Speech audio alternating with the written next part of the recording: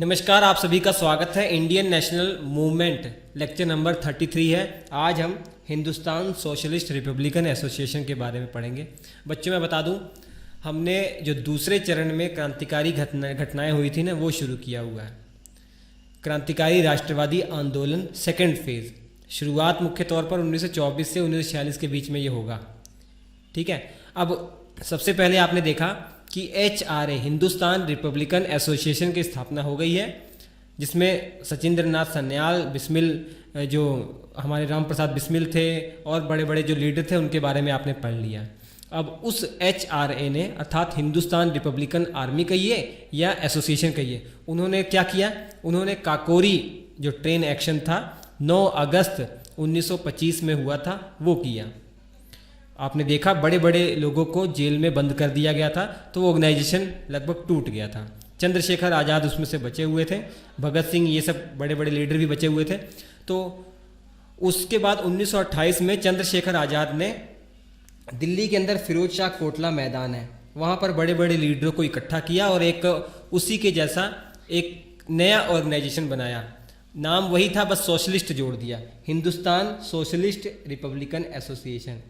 अब इनका जो उद्देश्य है, काम करने का तरीका है, उस नज़र से ये सोशलिस्ट शब्द जोड़ा गया। इतिहासकार बताते हैं कि भगत सिंह के कहने पर ये सोशलिस्ट शब्द जोड़ा गया है कि समाजवादी, मतलब इनका ये उद्देश्य हो गया कि भैया हम ऐसा किसी को कोई काम नहीं करने देंगे कि जो कोई एक लोग किसी दूसरे लोग का शोषण करें। ऐसा हम होने नहीं देंगे।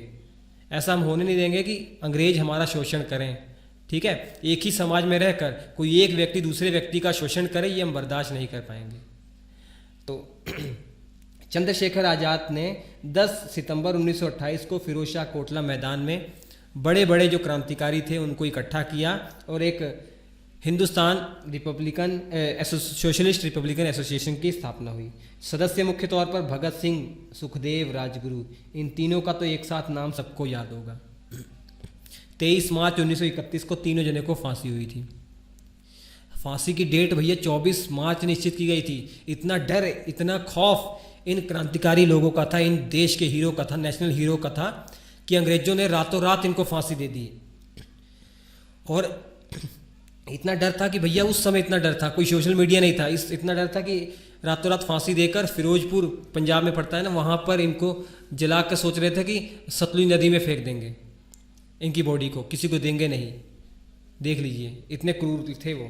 तो सदस्य भगत सिंह, सुखदेव, राजगुरु और भगवती चरण बोहरा। ये भगवती चरण बोहरा नाम अभी आया था नौजवान भारत सभा में, ये भी शामिल थे ना, जो भगत सिंह के द्वारा शुरू की गई थी।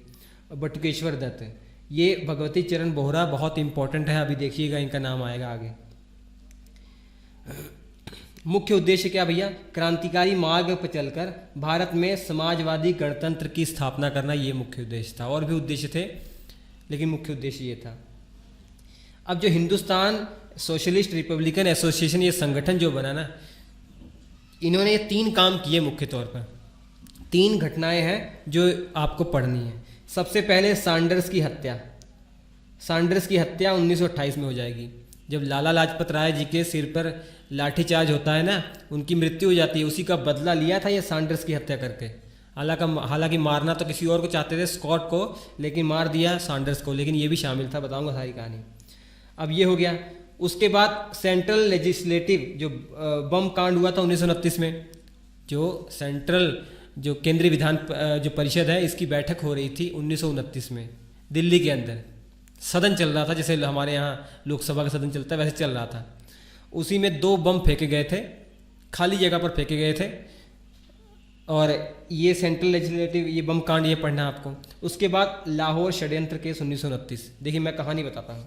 सैंडर्स की हत्या हो गई, यहाँ से भगत सिंह उसमें शामिल थे, भगत सिंह, राजगुरु, ये सब शामिल थे। यहाँ से वो भाग जाते हैं, बचकर, वेश बदल कर भाग जाते हैं।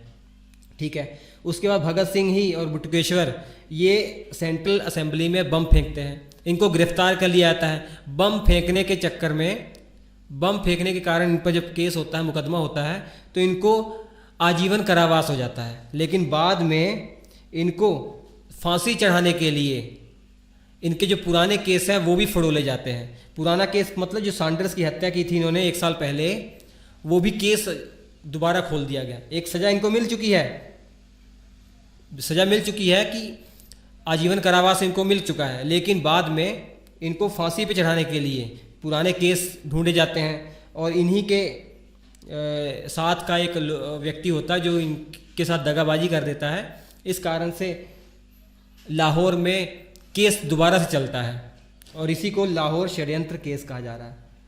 अब ये केस जो था ना, राजगुरु सुखदेव और आपके भगत सिंह, इनके ऊपर लाहौर में केस चला था। कौन सा केस था ये? सैंडर्स की हत्या वाला केस। तो यहाँ पर इनको फांसी की सज़ा सुनाई जाती है। तो ये सैंडर्स की हत्या और लाहौर षड्यंत्र, ये दोनों जुड़े हुए हैं आपस में। कहानी बताऊंगा शुरू से एंड तक, तब आपको अच्छे समझ में आ पाएगा। सबसे पहले सैंडर्स की हत्या 1928 में, ये कहानी समझिए। शुरुआत कहाँ से होती है? ये सैंडर्स है, ये एएसपी था उस समय, ठीक है, असिस्टेंट सुपरिटेंडेंट ऑफ पुलिस ये था। अब 1927 में आपको पता है साइमन कमीशन का गठन हो गया। साइमन का कमीशन का गठन क्यों हुआ ये आगे पढ़ेंगे, लेकिन मैं बता देता हूँ। 1919 में आपका जो चेम्सफोर्ड सुधार अधिनियम आया था ना, मेंटेग्यू चेम्सफोर्ड सुधार अधिनियम, उसमें ये सिस्टम किया गया था कि 10 साल के बाद चेक करेंगे कि ये जो काम अच्छे से कर रहा है कि नहीं, और क्या सुधार करने की आवश्यकता है, वो सुधार भी किए जाएंगे, एक नया कानून लाया जाएगा। 1929 में होना था, लेकिन सरकार इलेक्शन होने वाले थे, तो जो प्रेजेंट में वहाँ सरकार थी, उन्होंने सोचा कि कहीं आने वाली सरकार इसका फ़ायदा ना उठा ले, इसका फ़ायदा हम ही उठाएं। इसलिए उन्होंने साइमन कमीशन 2 साल पहले ही गठित कर दिया और भारत भेज दिया। 1928 में ये भारत आ गए। अब इसमें दिक्कत ये थी ना, टोटल 7 लोग तो थे, लेकिन कोई भी इंडियन नहीं था। अब सोचिए हमारे लिए कानून नया बनने वाला है और इनका काम ये है कि कितने लोगों को और अंदर लिया जाए, लेजिस्लेटिव काउंसिल हो, चाहे केंद्र की चाहे प्रांत की, कितने इंडियंस को और अधिकार दिए जाए। तो उसमें कम से कम इस कमीशन में इंडियन तो होना चाहिए। कोई भी इंडियन साइमन कमीशन में नहीं था, इसलिए हम लोगों ने सोच रखा था इसका विरोध करेंगे। 3 फरवरी ये बॉम्बे में आया, हर जगह विरोध होने लग गया। ऐसे ही लाहौर 30 अक्टूबर 1928 में ये पहुंचा। तो लाहौर में जब पहुंचा तो लाहौर में इसका विरोध करने को ठान रखा था लाला लाजपत राय ने। तो लाला लाजपत राय ने ठान रखा था, लेकिन वहाँ का जो एसएसपी था जेम्स ए स्कॉट, इसने आदेश दे रखा था कि भैया कोई भी जनसभा, कोई भी जुलूस नहीं यहाँ निकलना चाहिए। लेकिन लाला लाजपत राय जी ने ये कह रखा था कि इसके नियम को हम तोड़ेंगे और हम विरोध करेंगे, काले झंडे दिखाएंगे, साइमन गो बैक के नारे लगाएंगे। और लाला लाजपत राय जी ने भगत सिंह को भी कह रखा था कि आप भी अपनी टीम के साथ आइए, विरोध करना है, हिंसा कोई नहीं करनी है। तो ये वादा किया था भगत सिंह से कि आप हिंसा नहीं करोगे, ठीक है। और यहाँ पर एक पुलिस अधीक्षक भी था, एएसपी भी था, जेपी सैंडर्स, वो ग्राउंड पे था, ठीक है। और इसी ने लाठीचार्ज का हुक्म दे दिया और खुद भी लाठी बरसाए, और इसने लाला लाजपत राय जी पर लाठी बरसाए जो पंक्ति में सबसे पहले थे, उस जुलूस में सबसे पहले थे। इनके ऊपर लाठी बरसाने का काम जेपी सैंडर्स ने किया। और इस लाठी चार्ज में हमारे शेरे पंजाब केसरी जिन्हें कहा जाता है ना, ये इनको लाठी लगती है 30 तारीख को, 30 अक्टूबर 1928 को, लेकिन इनकी मृत्यु हो जाती है 17-18 दिन के बाद, 17 नवंबर 1928 को ये शहीद हो जाते हैं। इतने घाव थे ना कि वो और नासूर होते गए, और इस कारण से 17-18 दिन के बाद ये शहीद हो जाते हैं, ठीक है। अब इन्होंने 30 अक्टूबर को ही शाम को कहा था कि मेरे ऊपर बरसाए गए हर एक लाठी जो है ना, ये अंग्रेजी साम्राज्य के ताबूत का कील साबित होगा। ताबूत समझ रहे हैं, जिसमें डेड बॉडी रखी जाती है, उसका कील साबित होगा। ये बहुत इम्पोर्टेंट इनके द्वारा कहा गया वाक्य है, महत्वपूर्ण परीक्षा में पूछा जाता है। अब इसका बदला लेने वाले थे HSRA, Hindustan socialist Republican association ने ठान लिया कि हम बदला लेंगे, हम अपने लाला लाजपत राय जी के शहीद होने का बदला लेंगे, जो इनके ऊपर लाठीचार्ज हुआ था उसका हम बदला लेंगे।